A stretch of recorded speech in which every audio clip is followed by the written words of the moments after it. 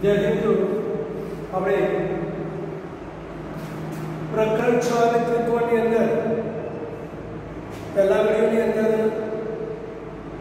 એકરૂપ આકૃતિ અને સમરૂપ આકૃતિઓ વિશે ભણેલા અને છેલ્લે એકરૂપ ત્રિકોણ અને સમરૂપ ત્રિકોણ વિશે શું ભેદ છે એ સમજીએ. એકરૂપ ત્રિકોણની વ્યાખ્યાઓ વગેરે ત્રિકોણનો તમે ભણી ગયા છો અને આ પ્રમેય રાઇડર્સ વગેરે ભણી ગયા. આ વર્ષે આ પ્રકરણની અંદર તમે સમરૂપ ત્રિકોણ વિશે ભણવાનું છે. એની લાક્ષણિકતાઓ, એના ગુણધર્મો, એના રંગો વિશે ભણવાનું છે. ત્યારે શરૂઆત આપણે કરી અને એની અંદર સમરૂપ આકૃતિઓ વિશે ચર્ચા કરી છે. હવે આનું સ્વાધ્યાય 6.1 આપેલું છે. આપણા પુત્રી અંદર દાખલા નંબર 1, દાખલા નંબર 2, દાખલા નંબર 3 નાના દાખલા આપણે શરૂઆત કરશે. ચેપ્ટરની વિષય ચર્ચા તો પાછળ બાકી છે. તો સ્વાધ્યાય 6.1 પહેલો દાખલો છે. તેની પહેલી બધા વર્તુળો ખાલી જગ્યા છે. તમે કોઈ પણ વર્તુળ દોરો, એક વર્તુળ આવું દોર્યું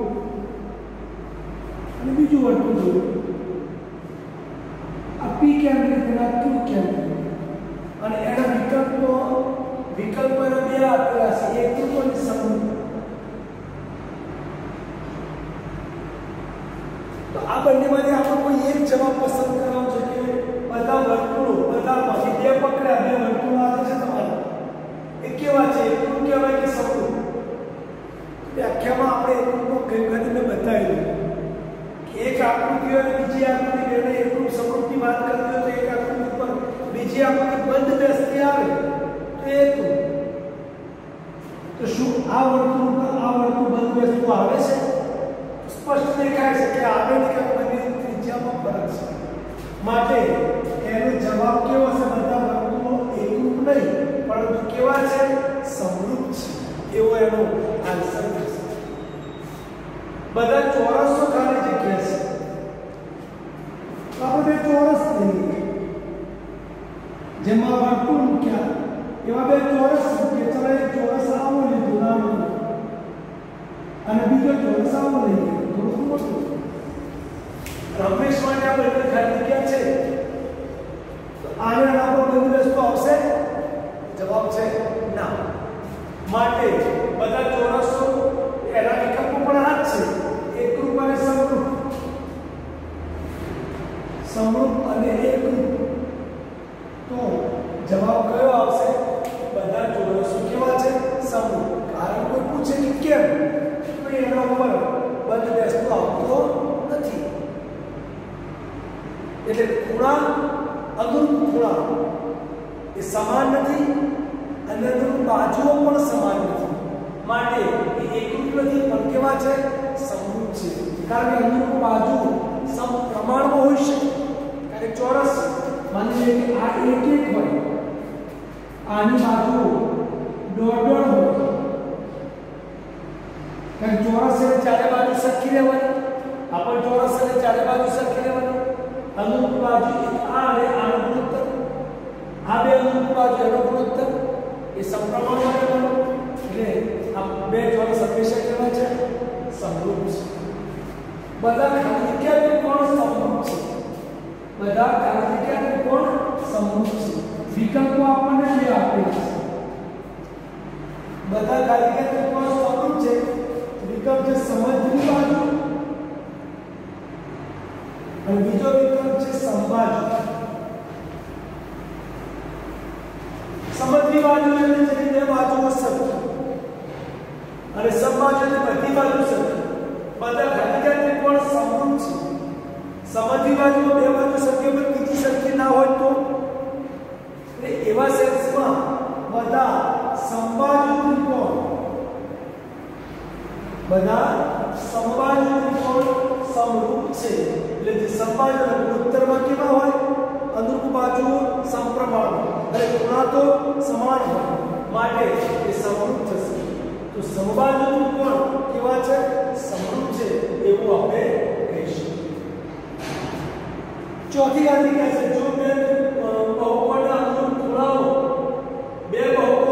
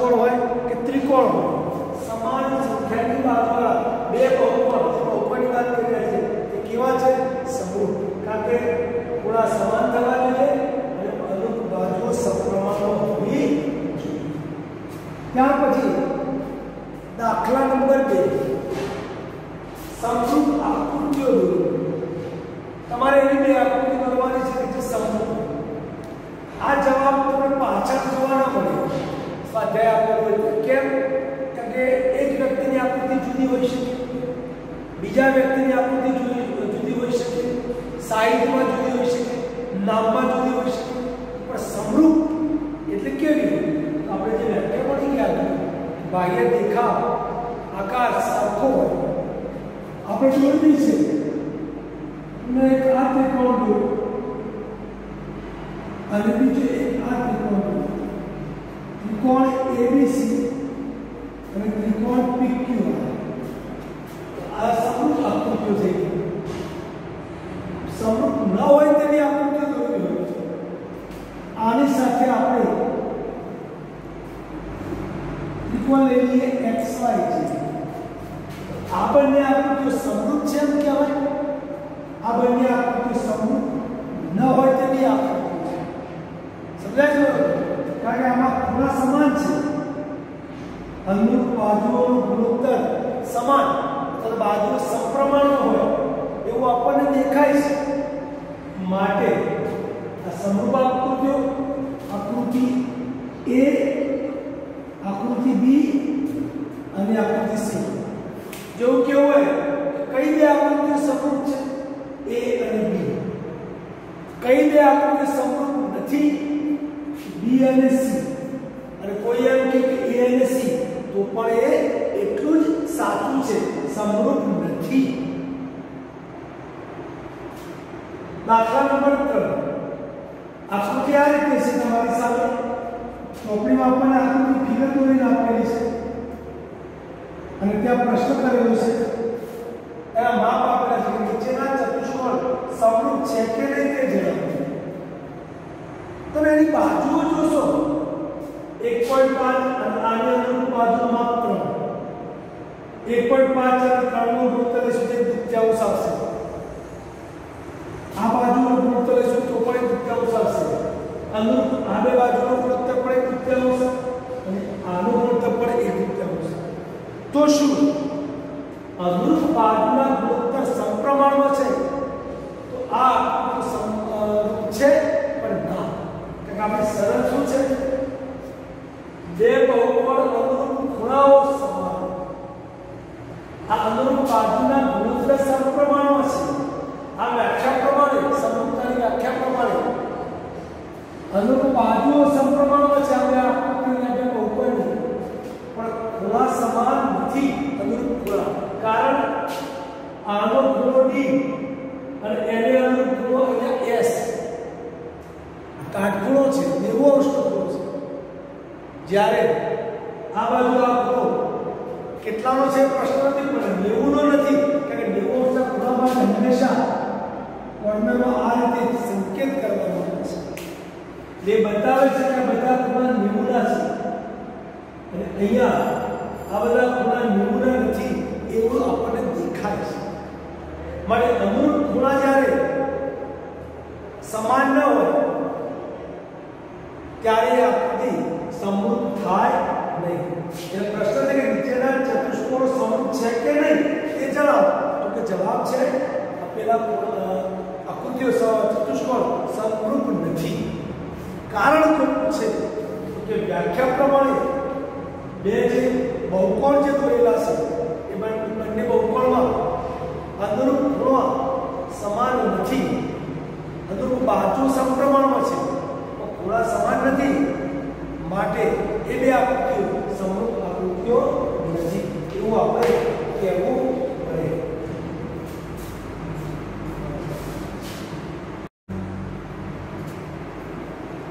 હવે મિત્રો આગળનો ટોપિક લઈએ કે ત્રિકોણ સમરૂપ થયા આપેલા બે ત્રિકોણ વચ્ચે સંગતતા અથવા સંબંધ સમરૂપતા કેવી રીતે છે? બે સમરૂપ ત્રિકોણ અથવા ત્રિકોણ સમરૂપ છે એવું આપણે ક્યારે કહી શકીએ? તો આપણે ભણ્યા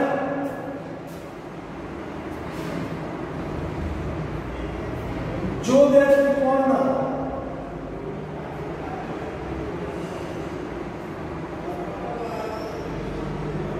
અનુરૂપ ખૂણા वो समान जो બે ત્રિકોણના અનુરૂપ ખૂણાઓ સમાન અને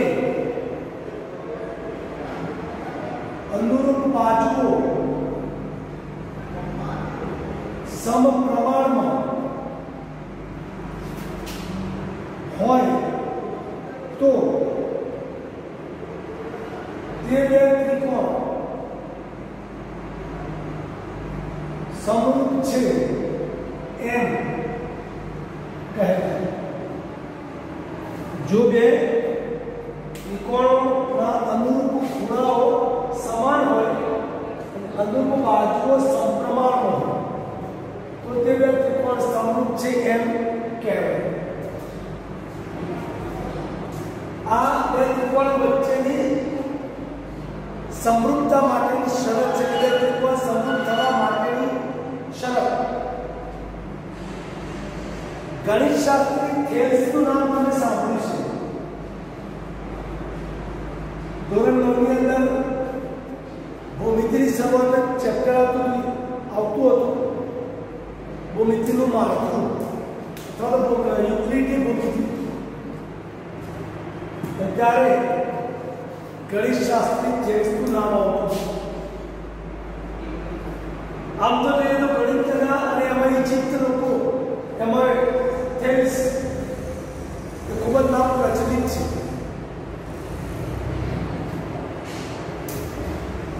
થેલ્સ નામના ગણિતશાસ્ત્રી એના સમયમાં ત્રિકોણ અને બધાની વ્યાખ્યાઓ કરેલી ઘણી બધી. ઘણા બધા વ્યવહારમાંથી લોકો પાસેથી ભૂમિતિના જ્ઞાન મેળવી તેનું કલેક્શન કર્યું. ત્યારે એને પણ બે ત્રિકોણની સંગતતા વચ્ચે સમરૂપતા માટે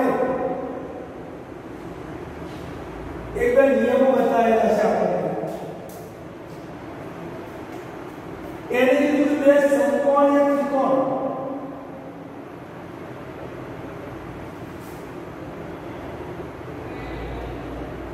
શું બે સમકોણીય ત્રિકોણોમાં સમકોણીય ત્રિકોણ એટલે છે બે ત્રિકોણના ખૂણા સમાન છે. સમકોણીય ત્રિકોણમાં બે સમકોણીય ત્રિકોણોમાં પ્રત્યેક અનુરૂપ બાજુના જોડના ગુણોત્તર સમપ્રમાણમાં હોય છે. બે સમકોણીય ત્રિકોણમાં પ્રત્યેક બે અનુરૂપ બાજુઓના ગુણોત્તર સમપ્રમાણમાં હોય છે. આ વિધાન સમપ્રમાણમાં છે. તમે કોમ્પ્યુટર શબ્દ વાપરો કે ગુણોત્તર સમાન હોય છે. સમાન કેમ એને પ્રયોગો દ્વારા એમને નહીં પ્રેક્ટિકલી આ વિધાન બતાવ્યું કે સંપૂર્ણ ત્રિકોણ લીધા બંનેના થોડા સરખા માપમાં જુદા જુદા અને પ્રત્યેક અનુરૂપ બાજુ કોઈ એક બાજુ લીધી અને અનુરૂપ બાજુ બીજા ત્રિકોણ લીધી તે ગુણોત્તર સમાન હોય છે. આ વિધાન થેલ્સનું છે. સમપ્રમાણતાના પ્રમેય તરીકે ઓળખાય છે. શું કહેવાય છે? સમપ્રમાણતાનું મૂળભૂત પ્રમેય. સમપ્રમાણતાના મૂળભૂત પ્રમેય તરીકે સમપ્રમાણતાના મૂળભૂત પ્રમેય તરીકે આ વિધાન ઓળખાય. આજે એને થેલ્સના પ્રમેય તરીકે પણ ઓળખવામાં આવે છે. આની સમજ માટે આપણે બે સમકોણીય ત્રિકોણ લઈએ. એવી એક રચના કરીએ જેની અંદર ત્રિકોણો સમકોણીય બને.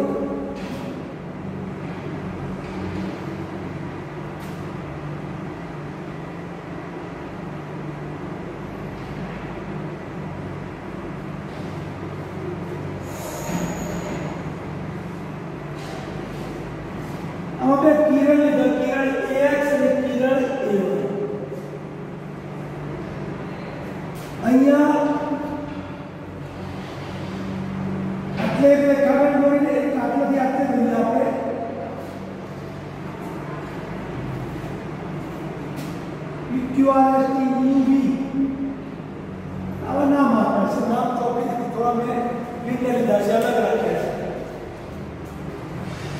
પરંતુ આ જે માપ છે એક સરખું છે. A થી P નું P થી Q Q થી R R થી S S થી T. त्रिकोण ARB त्रिकोण ARB અને ત્રિકોણ ATU સમકોણ છે.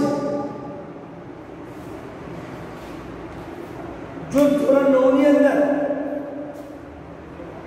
યુગ્મ કોણ, અનુકોણ, અભિકોણ, અંતઃકોણ બરોબર ધ્યાનથી પડ્યા હોય તો અહીંયા આપણને ખ્યાલ આવે. બીજી એક બાબત એ પણ છે, અહીંયા RB રેખાખંડ અને TU સમાંતર છે.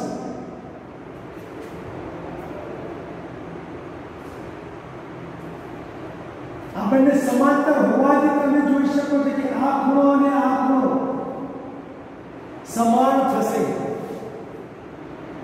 કયું કારણ? સમાંતર રેખાઓ આપણને આ એની છેદિકા. ધોરણ 9 માંથી યાદ આવજો, સમાંતર રેખાઓ અને આ છેદિકા આ બંને અનુકોણની જોડના ભાગ. એ જ રીતે આ ખૂણો અને આ ખૂણો, ખૂણો V અને ખૂણો U એ પણ સમાંતર રેખાની છેદિકાની એક બાજુના ખૂણા છે, આ એટલે અનુકોણ. એ પણ એકરૂપ થવાનું. અને એક ખૂણો બંનેમાં સામાન્ય છે, ત્રિકોણ ખૂણો A,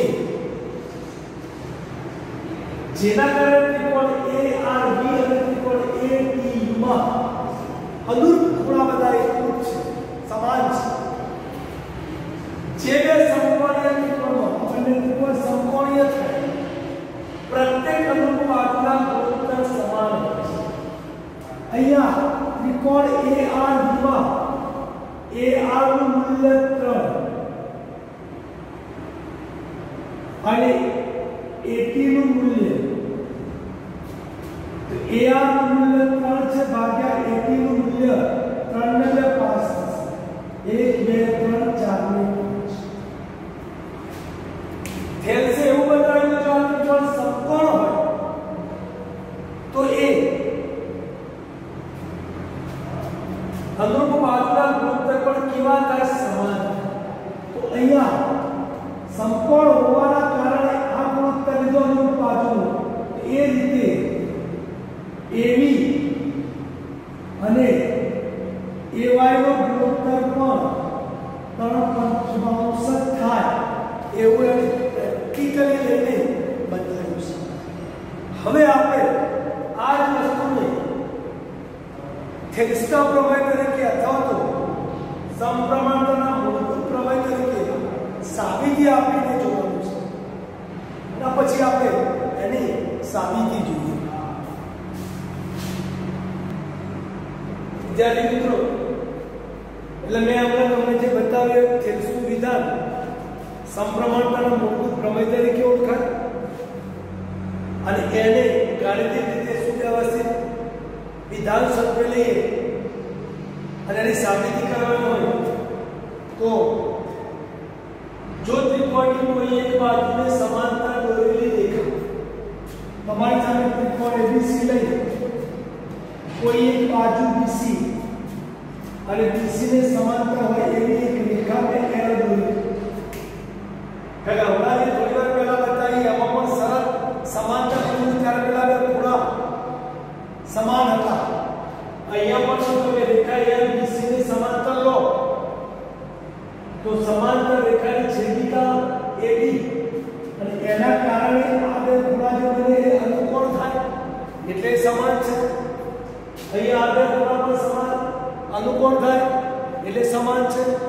અને એક ખૂણો કોમન છે એટલે આ બે ત્રિકોણ ADE અને ત્રિકોણ ABC એ સમકોણીય ત્રિકોણ થઈ જાય. અને સમકોણીય ત્રિકોણ થાય એટલે અનુરૂપ બાજુ સમપ્રમાણમાં થશે નહીં.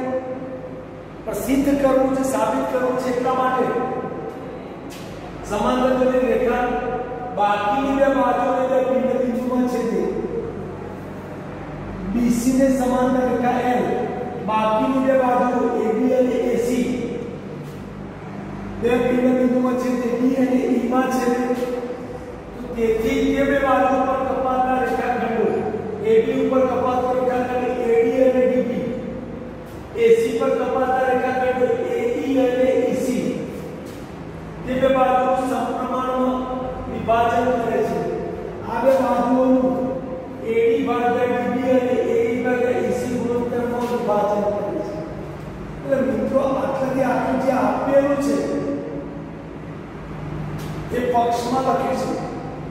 હવે આપણી ચોપડીમાં પક્ષ અને સાધ્યનું કોઈ મહત્વ નથી આપ્યું, પણ અમે લોકો ભૂતકાળથી આ રીતે ભણાવતા હોય છે કે તમારી સરળતા ખાતર જો અને તોની વચ્ચે જે વિધાન છે એ પક્ષ અને તો પછી જે છે એને આપણે સાબિત કરવાનું છે. એ સાધ્ય આપણે કંઈ કરવાનું છે તે સાધ્ય છે, તો સાધ્ય આપણે AD ભાગ્યા DB અને AE ભાગ્યા EC લઈશું. આ પ્રમાણેની સાબિતી આપવા માટે આપણે ત્રિકોણના ક્ષેત્રફળનો ઉપયોગ કરવાનો છે. ત્રિકોણનું ક્ષેત્રફળ ધોરણ 9 માં ભણી ગયા છે. ત્રિકોણના ક્ષેત્રફળનું સૂત્ર 1/3 પાયો ગુણ્યા વેગ. 1/3 પાયો ગુણ્યા વેગ. જ્યારે પાયો જોઈશે વેગ જોઈશે, એટલે શરૂઆત આપણે કરીએ અહીંયા AD ત્રિકોણ લેવાનું છે, સિવાય જ્યારે વેદ લઈશું ત્યારે બીજા બે ત્રિકોણની આપણે જરૂર પડશે. એટલે રેખાખંડ DE અને રેખાખંડ CD ની રચના કરીએ. ઉદાહરણ પહેલા આપણે લખી શકીએ સાબિતીમાં અહીં DE અને CD જોડો, આ બંને રેખાખંડને જોડો તથા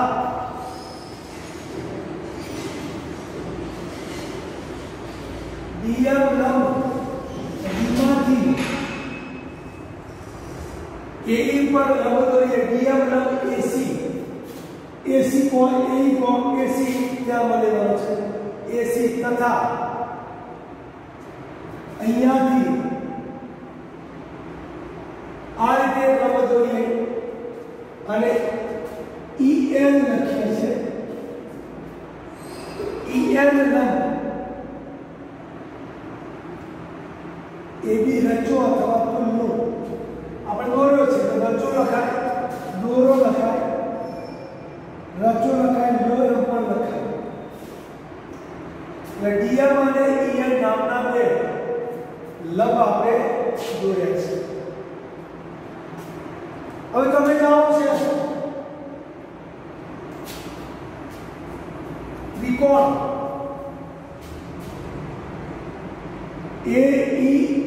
ADE માં આપણે એનું ક્ષેત્રફળ બતાવવું છે.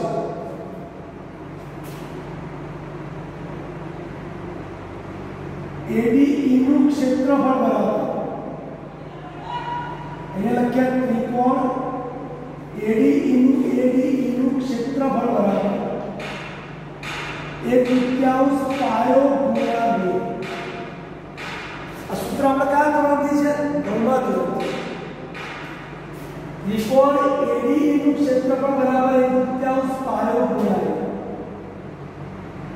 1/3 આપણે આ વેગ દોર્યો છે ADE માં, એને અનુરૂપ પાયો કયો છે? AE. અને DM વેગ લઈશું 1/3 AE ગુણ્યા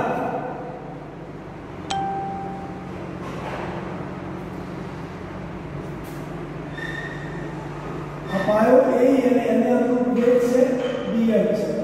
1/3 A ગુણ્યા dl થશે. હવે મિત્રો ધ્યાનથી જોજો કે dl વેગ બીજા કોઈ ત્રિકોણનો પણ વેગ છે, તમને કદાચ અલગ ન દેખાય તો જરા ટપકા કરો. જેટલા ભાગમાં ત્રિકોણમાં लाल टपका से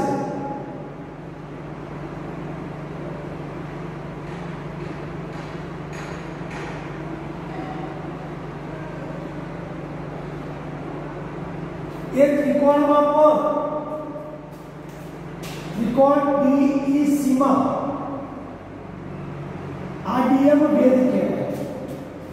मारे कोई त्रिकोण તમારી પાસે આ રીતે હોય અને આમાંથી ભેદ દોરવો હોય, બહારની બાજુ ભેદ આવશે, આ બાજુ રેખાખંડને લંબાવી એવો યાદ હશે DEC ત્રિકોણનો ત્રિકોણ DEC માં નું ક્ષેત્રફળ બરાબર DEC નું ક્ષેત્રફળ 1/3 પાયો EC આનો પાયો EC પણ વેદ કયો છે dm વેદ કયો છે dm તો બંનેમાં વેદ કોમન છે એટલે આ બંનેનો ગુણોત્તર લઈએ। હવે જો નંબર થોડુંક યાદ હોય તો કોઈપણ ત્રિકોણનું ક્ષેત્રફળ હોય ત્યારે આપણે ત્રિકોણનું આખું ક્ષેત્રફળ એમ ન લખતા, त्रिकोणीय प्रदेश ADE भाग्या त्रिकोणीय प्रदेश DEC આવું લખતા હતા અને એના આધારે 1/3 AE ગુણ્યા dm ભાગ્યા 1/3 EC ગુણ્યા dm બંનેમાંથી dm ઉડી જાય, 1/3 ઉડી જાય તો બાકી રહેશે AE ભાગ્યા EC माटे ADE भाग्या DEC बराबर AE भाग्या EC आने परिणाम नंबर 1 आपी શકીએ। ફરીથી જરા સમજી લઈએ। ત્રિકોણ ADE માં 1/3 પાયો AE ગુણ્યા વેદ dm લીધું, वेद नियम નો ઉપયોગ કરીને ત્રિકોણ DEC માં પાયો EC અને વેદ નિયમ લીધું, બંનેનો ગુણોત્તર લીધો, એક પરિણામ મળ્યું। આ જ રીતે હવે વેદ બદલીએ છીએ આપણે EN વેદ લઈએ, त्रिकोण ADE માં જ એ આવશે એટલે ADE બરાબર 1/3 ગુણ્યા પાયો AD ગુણ્યા વેદ EN। હવે બીજો ત્રિકોણ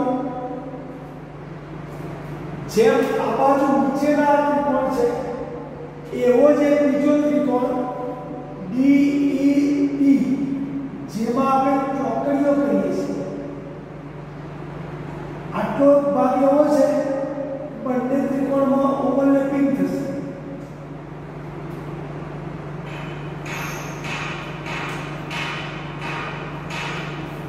અને એના કારણે त्रिकोण DEC નું ક્ષેત્રફળ DEB નું ક્ષેત્રફળ બરાબર 1/3 ગુણ્યા DEB નો પાયો કયો આવશે DB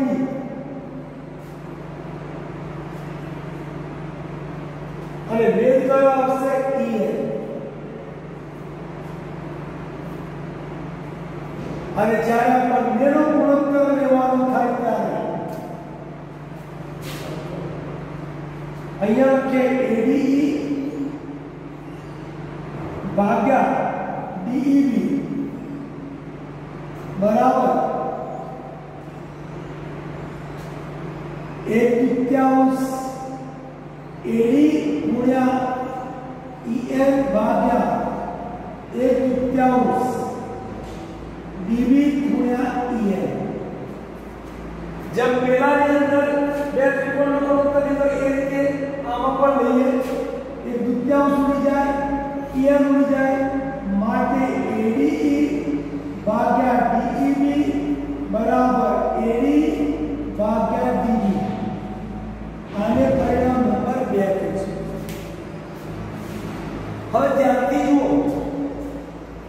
પરિણામ 1 અને પરિણામ 2 માં ADE અને ADE તો કોમન છે, પણ DEC અને DEB, DEC અને DEB આ બે ત્રિકોણ અલગ અલગ છે. પણ આવો એક પ્રમેય મળી ગયા છે ધોરણ 9 માં, જેના કારણે DEC ત્રિકોણ, ટક્કાવાળો ત્રિકોણ અને DEB ત્રિકોણ, જેમાં ચોકડીઓ કરી છે ત્રિકોણ, સમક્ષેત્ર છે. ધોરણ 9 માં આવતું એક પ્રમેય શું હતું? ત્રિકોણ DEC અને ત્રિકોણ DEB બંને ત્રિકોણ એક જ પાયા, કયો પાયો? DE પર, એક જ પાયા DE પર અને સમાંતર રેખાઓ.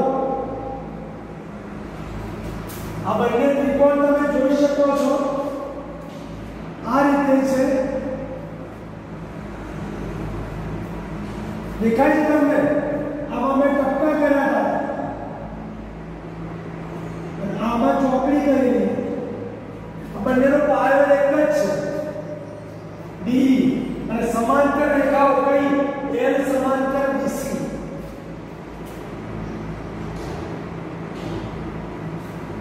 સમાંતર રેખાઓ L અને BC વચ્ચે આવેલા